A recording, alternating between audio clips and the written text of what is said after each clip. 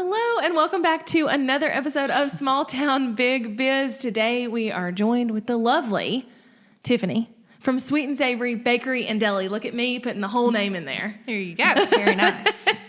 So how are you? Welcome to the show. I'm good. Sorry if I look a little frazzled. I literally walked out of the restaurant and came here in the middle of lunch. You know, in the middle of lunch. Yes. In our busiest time, she's taking the time away to record, right? So tell everybody more about you, how the restaurant got started, like what you do, all the things. Okay. So I have to give a little credit to the people who originally opened the restaurant. It was originally called Decadence Bakery, and the Grubbs actually owned it from February until August of 2008. And I worked for them. I started working for them in that spring while I was in college. And along with my older sister, she worked there as well. We convinced our mom that we needed to buy a bakery, which was kind of an adventure. So a lot of credit goes to her for going along with our crazy ideas. And then our other sister, her banking job ended, and she kind of tagged along with us. And we've been there since August of 2008. So we got over the first 5-year hurdle. Yay. Over the 10-year hurdle. We're almost to 14 years. We'll be starting year 14 in August. Mm-hmm. So we have paninis. We specialize in soups and salads and sandwiches. We have a locally famous roasted red pepper soup. That's probably our biggest seller. That, Reuben, and chicken salad. Yes. We do specialty desserts to order. We also do daily baked goods in-house, cakes, pies, cookies, you name it. Our oatmeal, the oatmeal no-bake cookies are probably our most famous. Really? Mm-hmm. Well, I have to say, for those of you that are listening and have never eaten a Sweet and Savory or whatever, it is like a local, everybody loves it. I have never once heard anybody be like, oh yeah, I don't like their food. Never. And it's always busy. It's always impossible to get a seat in there, especially during COVID, because you couldn't pack everybody in there. We actually had a waiting list today. So. Did you? Yes. Which is fantastic. It's so good. And everybody loves the food, which I think it's not just the food, right? It says a lot about the business as a whole, that everybody enjoys coming in there, you know? We appreciate that. And we have we have a really loyal customer base, and that's definitely what got us through COVID. Yes. And it's funny because you were at my local class the other night. Yes. And at first, so I was going around and I was like, what does everybody, what's your struggle? What, blah, blah, blah. And you were like, yeah, I just need to get out there more. And then everybody was like, wait, you need more customers? I don't think that's possible. And you were like, oh, well, that's true. And so it was more about how to increase the value of each customer, or how to make more sales, or whatever, right? But it was so funny because you were just you're right. Having more would be a problem. That's very true. That's so funny. Not to sound conceited at all. We're really, really blessed with good business, and you really are. That's been an issue for a lot of people this year. So I'm very thankful. You really are. And I think that's really cool that people stepped up during COVID. I tried to do that, at my favorite restaurants, or anytime we went out. Oh yeah. Out to eat, quote unquote. Anytime we ordered food. Oh yes. I would try and leave more of a tip, and cause it dramatically hurt people's bottom lines, and some people shut down, and it's just, it's great to have a good customer base. Oh yes. And I think this is a good lesson in treating your customers well, and also understanding how important that is. Because it's not just important to get them to come back. Oh, it's important to get them to feel part of the family, And I think I think you guys have done a great job of that. Thank you. Yes, you're welcome. So if you don't struggle with getting more people in the door, what do you think your biggest struggle is? So I think I really need to work on our presence on social media more. We don't actually have internet at the bakery, which is intentional. Which is intentional because table turnover needs to be really fast, and people tend to hang out and be on their computer for long periods of time otherwise. And we love our customers, but we love all of our customers, so we want all of them to be able to enjoy lunch. So otherwise, I'm on my phone the whole time I'm at work, fiddling with Facebook or fiddling with whatever, and not focused on the customers. And I feel like when I'm there, that's what I need to be doing. But when I'm at home, I also need to spend time with my family. Yeah. So I don't want to be on Facebook the whole time I'm at home either. Yes. So I kind of need to find that balance, I guess. Yeah, I love that. So I have to mention this again because everybody listening knows my obsession with Gilmore Girls, but I mentioned this to you when you said that at the class the other night. That's what Luke does in the new episodes. He doesn't have Wi-Fi, or he has Wi-Fi, but he gives everybody a fake password because he doesn't want them sitting there and like checking their email and stuff. And I'm like, oh, that sounds so much like Luke, It's so funny. Okay, so here's what I think. I think one thing that'll help you is for you to set some times at work where like that's just dedicated time and that like you're doing social media during that time, because I get it. I don't want you going home and spending your entire like home time, Oh yeah. on the computer or on Facebook or whatever. But like, is there time? So you're not the only one working in the restaurant, right? I'm not. However, I am the only one that is on social media. Okay. So is there a way to carve out even like 30 minutes a day? Oh, yeah. Where you could put somebody else doing what you would normally be doing during that time, and you could just like get away from the customers so they don't have to see you on your phone and like, it feels disjointed or whatever. And you could totally just make that your social media time. And I would pick a time. Like I would say, I'm going to do that at 12 o'clock. That's a bad time. Don't do it at 12 o'clock. You would probably be like, never mind, that's not going to work. But like 2 o'clock or 9 o'clock in the morning or whatever. And that's your time to kind of do your social media for the day. That makes sense. Yeah. You can also batch. So if like what day is not your busiest day? That's probably a hard question to answer. It honestly depends. We have found that Wednesday is typically our slower day. Okay. That does not mean everybody come on Wednesday. Do not come on Wednesdays. That does not mean I want you. I mean, I love you all. Yeah. But please don't all come on Wednesday. That's probably our slowest day. Yeah. Okay. So let's say Wednesday, just for the purpose of the conversation, right? And let's say that day you take an hour or even an hour and a half and you sit down and you just come up with the social media post for the rest of the week or even a month ahead. Like you can come up with all of this stuff at one time. Or I know you were saying before we started recording, your husband travels quite a bit, right? Or is working. He travels for his job, yeah. And so like, is there a day when he's going to be gone where you could take a couple hours and, do the thing? That's I had not thought about that. Yes. So I do that a lot, especially back in the day when I was just growing my business.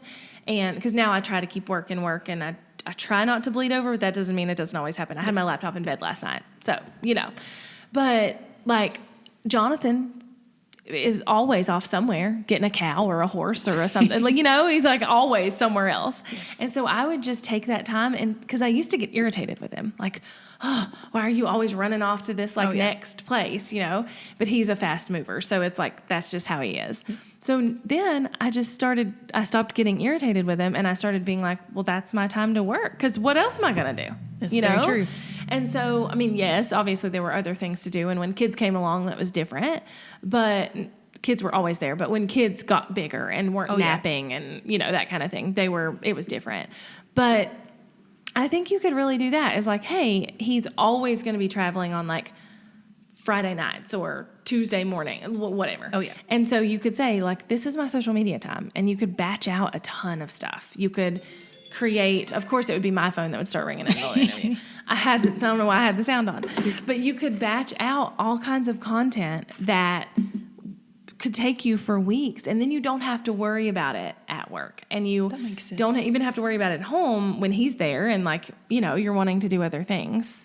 Yeah. That makes sense. Yeah. I had not thought about that. Yeah. And I mean, I think too, so tell me about the focus group you put together. I put together a focus group, and I have some of our customers that are kind of loyal customers. I've tried to spread it out across several age groups.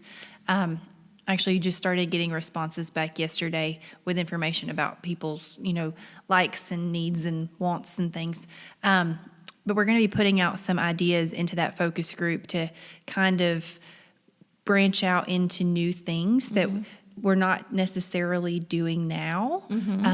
As far as So I'll share a couple of them Yeah, here. please do.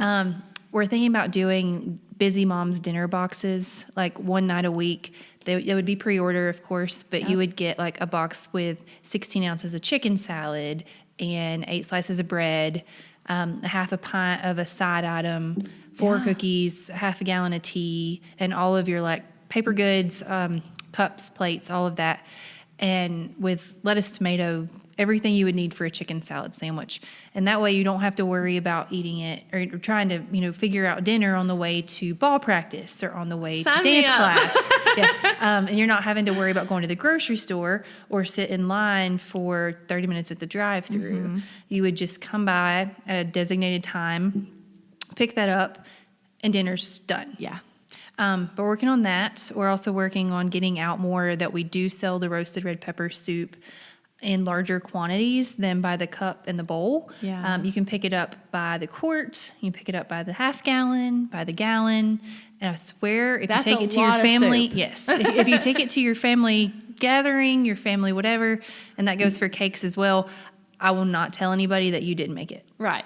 Exactly. You And you don't have to either. Yeah, exactly. No, I love this. So one of the things that we talked about when you were here, because like I said, we were like, oh, you don't need more customers. We just need to increase the cart value. Yes. And that's one of the things, I talked to somebody else about this today. Like sometimes we forget that like there are other things we could be doing that are helping our audience. And yes, they're paying money for it, but they're helping. Because so many people get stuck in this like, I don't want to charge more money. Like, I'm not trying to like squeeze everything I can, but like you're literally being a resource, like the mom boxes. Like that's a resource.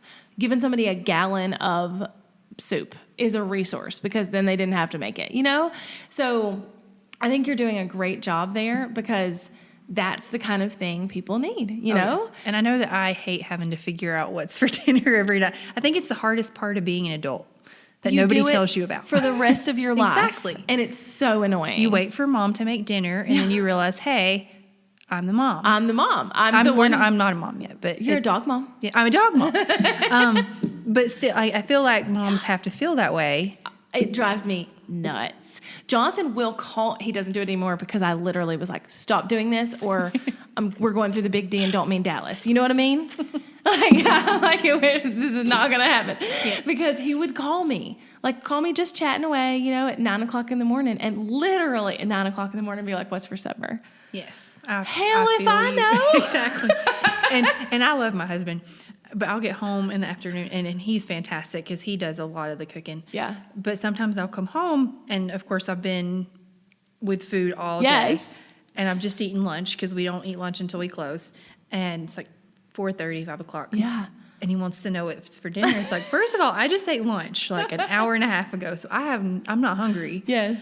And I also have no idea because I don't want to think about food for at least another hour. Yes, I know. And I think it's escalated for you because you're around food all the time, But yeah, like as a mom, and my kids will do it. And the problem as a mom is that nobody likes the same things ever. Last night we made potatoes and cornbread. And that's the only thing I can make that all of my family will eat. And I didn't eat it. I ate sweet potato fries and something else because I just wasn't in the mood for it. But most of the time my kids are like, one of them won't eat tacos. The other one won't eat spaghetti. So like what would normally be a very easy meal to whip up, one of my kids is always a problem during that, And then like it's always this thing. And so I think telling or creating a box for moms, that's so perfect. And like I was telling somebody yesterday, like today, we have a ball game at 5:30. Well, I have to have him there at 5, which means we have to leave our house at like 4:30. Yes, I understand that. 4:30 is not time for supper. Actually, 4 o'clock is not time for supper because it would take me 30 minutes to eat it. You know what I mean? Like, whatever. So 4 o'clock is not the time for supper. So we're not hungry enough for supper by the time we leave. Exactly. Then we don't get home till 8 o'clock.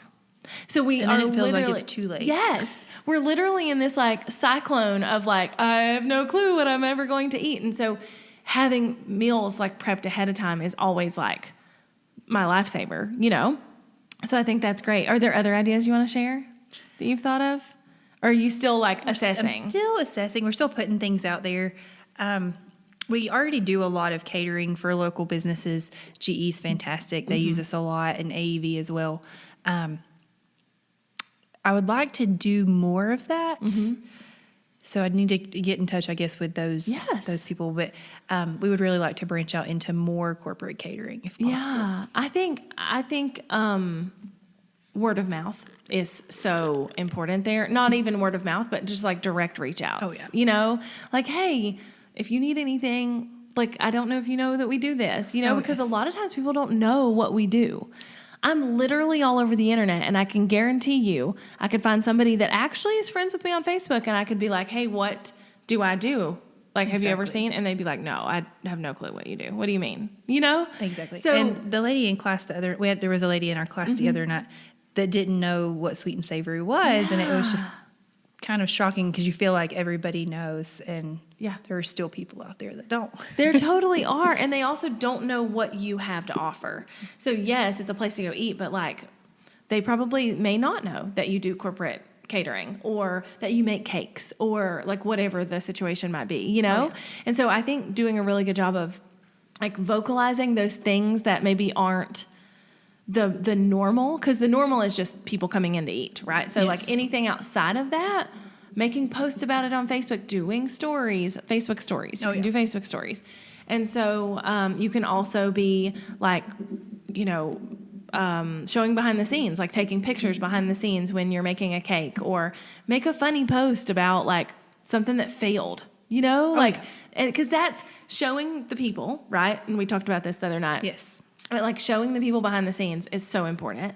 But then it's like, wait, they were making a cake for a birthday party? I didn't know they did that. So like it serves two purposes. It's breaking down that barrier, but then it's also telling them you have the service that they probably didn't know you had. Oh, yes. So I think like making posts about behind the scenes, getting people involved, that's really important. And I think I love that you're doing a focus group. I think that's great. How many people are in it? Excuse me. Right now I have 12. Okay. And I'm trying to get a few more because I would really like to have some in each age group. Yeah. But right now I have people that range in age from 20 to 60. Okay. And I have a couple groups in there that I would like a couple more people in. Yeah. Just so that I'm kind of getting honest opinions from everybody. Yeah. We have a lot of high school kids, but I don't know that they would be focused enough for a focus group yet. Yes. And they're not decision makers, right? They're true. not like money.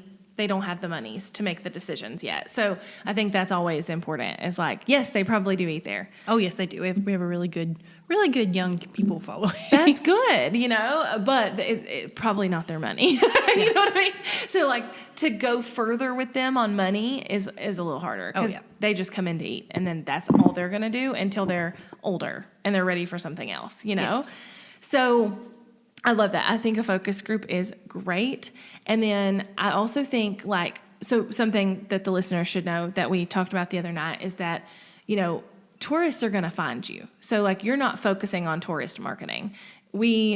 As much as we have a touristy market here, you're literally on the street. Like it's not like what else are they going to, you know, like they're going to walk by and they're going to be like, we should go in here.